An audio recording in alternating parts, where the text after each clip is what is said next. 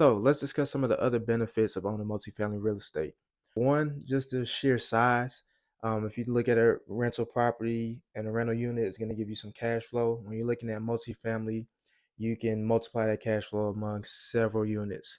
And most of what I'm going to talk about in this video is going to apply to larger properties. So think 80 plus units. And the way you go about investing in properties at 80 plus units is just different in how you operate in smaller multifamily units.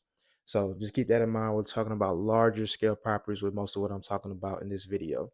Another benefit is going to be economies of scale. So think about having that central focus on one property.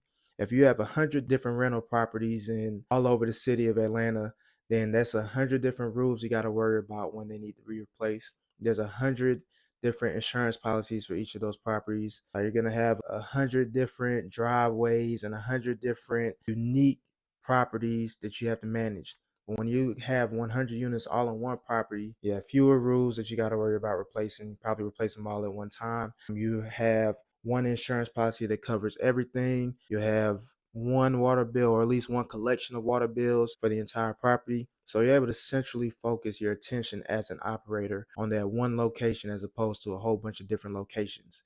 You also get the economies of scale in terms of pricing and volume discounts. So when you're doing renovations on a large property, you can buy materials in bulk or have a consistent flow of materials coming from one location so you can get better pricing and better efficiency in those materials being delivered. Also, when you have property that's a large enough size, you can have on-site property management, and it's going to be cheaper than having property management of one rental unit. So think about having an on-site manager. You have somebody that's there every single day that can monitor the property, be available for tenant requests and handle certain things. So you can have dedicated staff, and it's going to allow for better oversight of your property, and it's going to be cheaper on a per unit basis than having multiple different properties. Another big benefit is going to be the risk mitigation and diversification.